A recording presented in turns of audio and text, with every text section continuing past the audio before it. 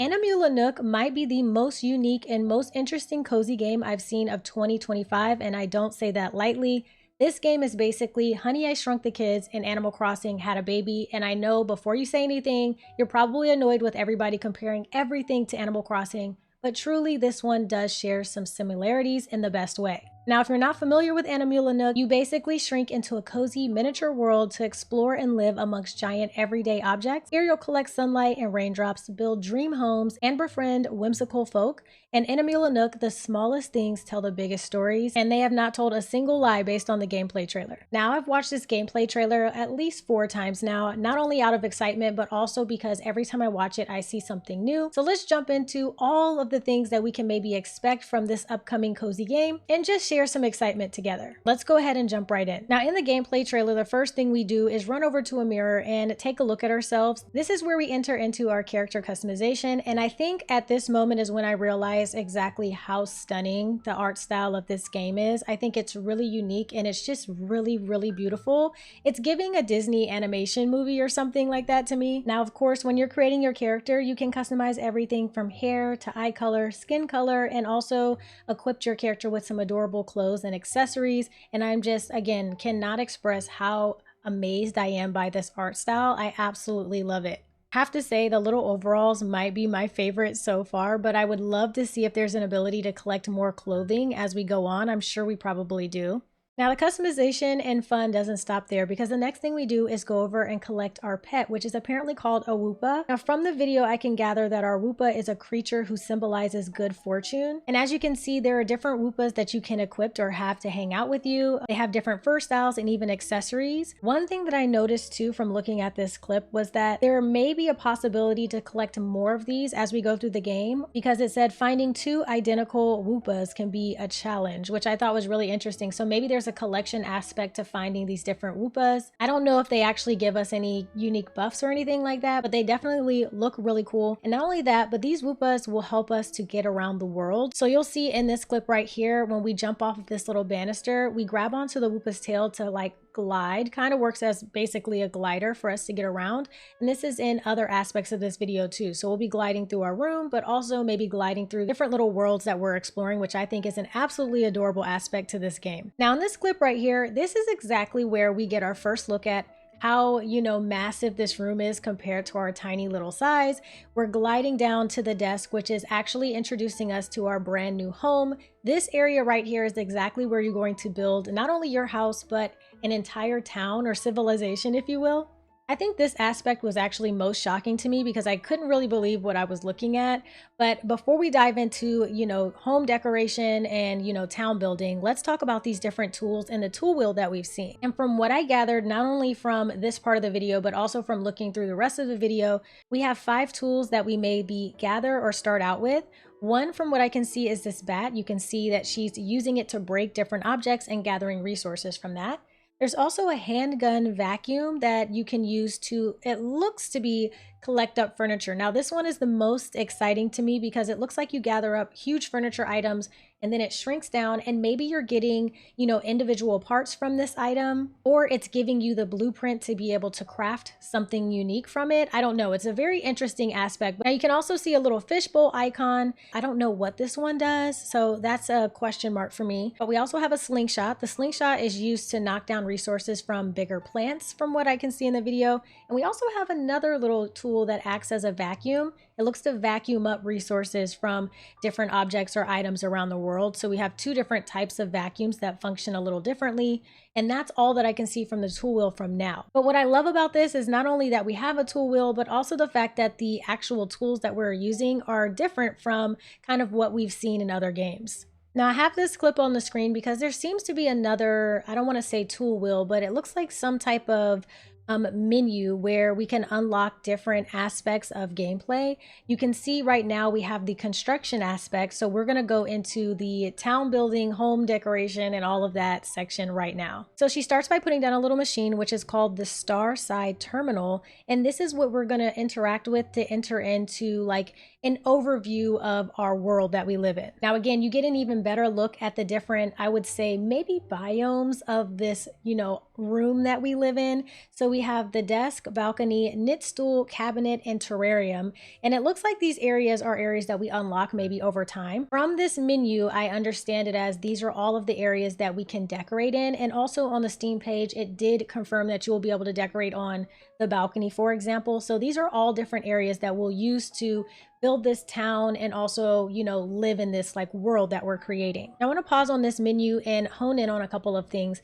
You can see that this is called the homestead construction menu. So not only do we see the different areas that we can live in, but there are sub menus that will give you like an overview of the area that you're looking at. So if you look over on the right hand side of the screen, you can see we have an overview of house, which house I think is like buildings, because you can see underneath that menu we have the general store, city hall, and meditation hut. I'm really curious about what these like bars mean, whether maybe it's halfway constructed or maybe the bars are used to show construction on those buildings. I don't know, that's just speculation.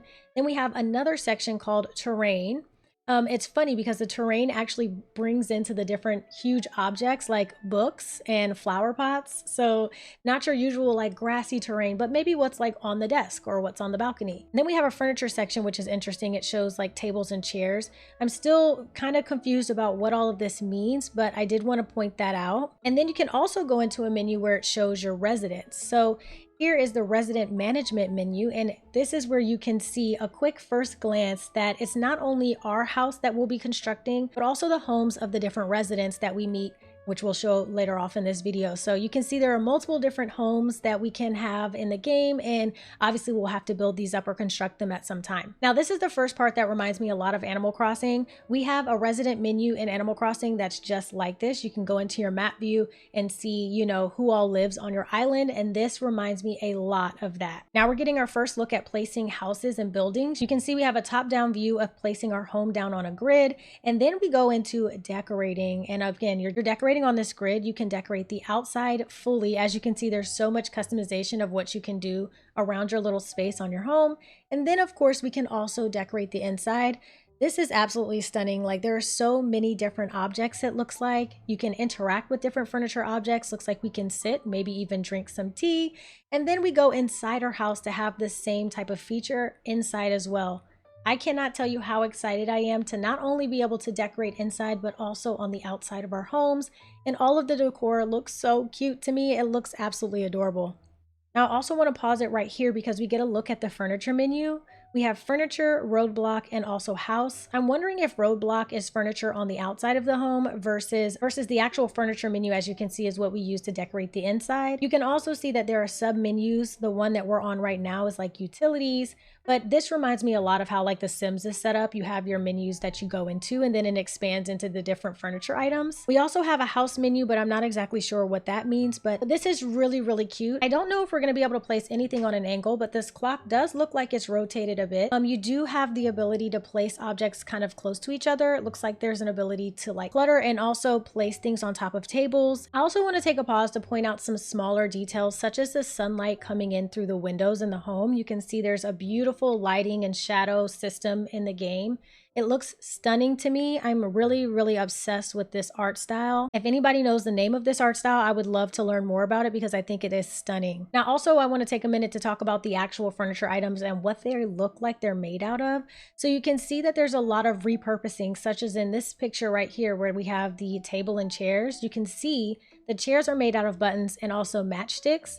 Now, we'll talk about this in just a second, but when we're exploring the world, you know, we'll be able to gather resources. So there's definitely some type of crafting element in the game, and it looks like we'll be using those resources to craft certain furniture items, such as a button matchstick chair, and I think that's absolutely adorable. It's just really cute how they've incorporated all these different items that are used from everyday, like, household objects, making this a super immersive experience in my opinion. Of course, if you're a tiny person, the resources you're going to use are all the little tiny objects that maybe, you know, giant humans have dropped around the world or on the ground. So this is so cute to me, and I'm really obsessed with this idea of decorating and crafting. And I love the fact that we'll be able to decorate the walls as well. You can decorate on top of our tables, our walls. It's really important to me. Now, as we take a break on this little chair, we do get a look at our phone, our cell phone that we use. And as you can see, we have Quest, Gallery, Outfits, Contacts, Mail, Uber, Uber guide and settings. I did want to highlight this because it confirms we will have some element of questing in the game. It looks like we have contacts, which I love because being able to contact the different residents will be very useful. We also have Woober, which we'll talk about in a second, but that's basically like maybe Uber or a taxi service that helps us to get around the world.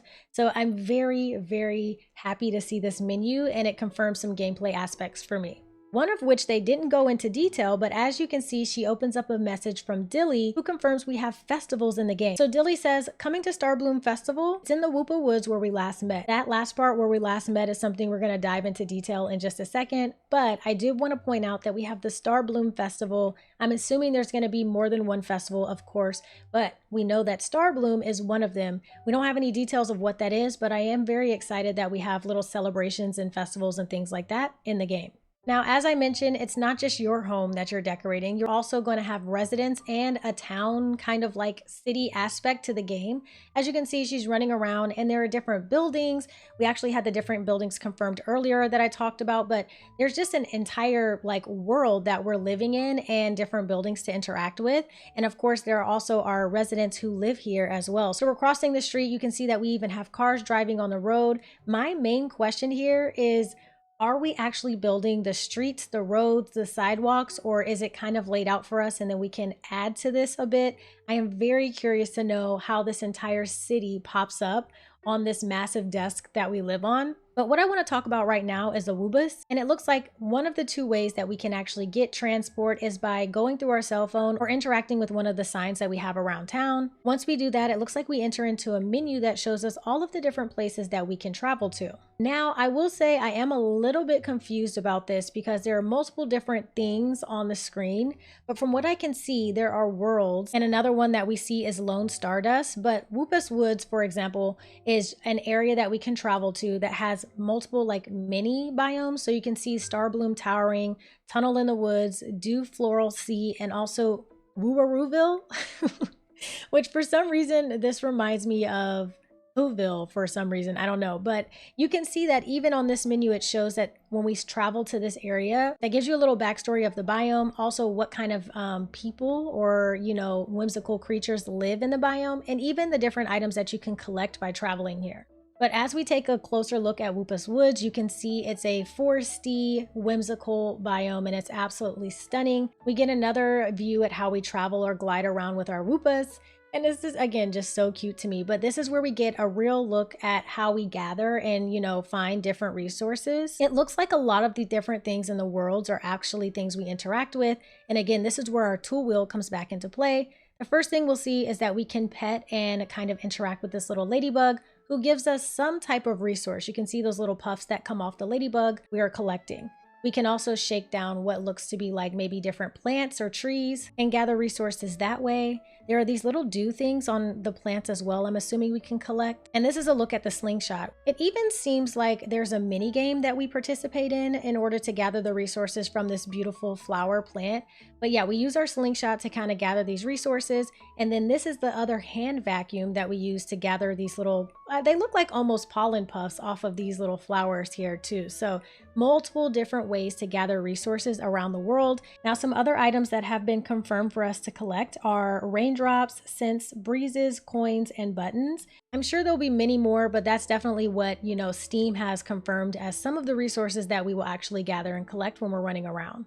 And now we're going to talk about relationship building in the game. And this is probably the one thing that is the most like Animal Crossing that I've seen in a game so far, but in a good way, in my opinion, in a good way. So if you like the idea of visiting different worlds or areas to find unique residents or villagers, then I think you're absolutely going to love the way that you find the residents in this game as well, because it's the exact same way. You can see again in the woods that we're in, we come across these little residents that are hanging out and we go and chat with them. And by chatting with them, you can see there's different dialogues, but also we can invite them to come over. So we have come over anytime. What kind of house do you like best? Or sorry, I'm too busy to chat right now. And you can see that this is even a little animal or a little critter that we're interacting with that could possibly be a resident.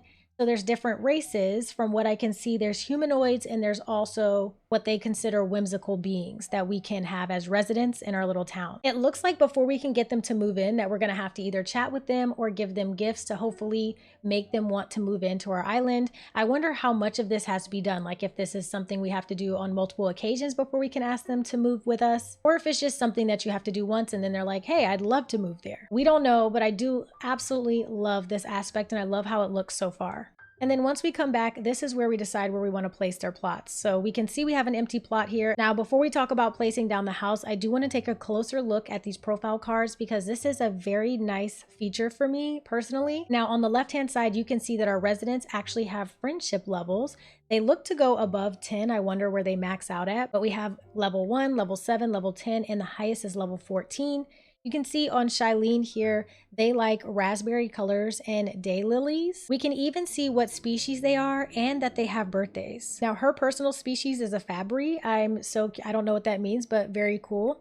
And it also shows their wish. It would be great if I could forget all the unhappy things. Now I wonder if this helps us with building a relationship with her or maybe is a key to gift giving. I definitely know that their likes will determine what gifts they like better or maybe what's gonna level them up faster.